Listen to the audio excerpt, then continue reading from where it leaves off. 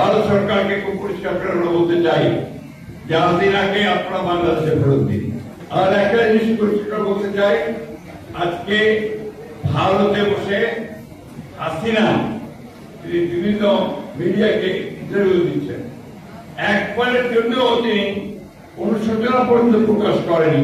তাকে সাংবাদিকরা জিজ্ঞেস করেছিল, তুমি কি আপরাধী চাইবে, মাপ চাইবে কেন তোমার কর্মকাণ্ডের জন্য? না, আমরা আপরাধী চাই।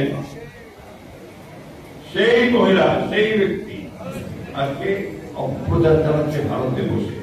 ভারত সরকারকে খুব পরিষ্কার করে আমরা বলতে চাই যে হাসিনাকে আপনারা বাংলাদেশে ফেরত দিন এবং তার যেখানে বাংলাদেশের আইনে যে বিচারের মুখোমুখি থাকতে হবে সেই বিচারের মুখোমুখি করার ব্যবস্থা করে দিন।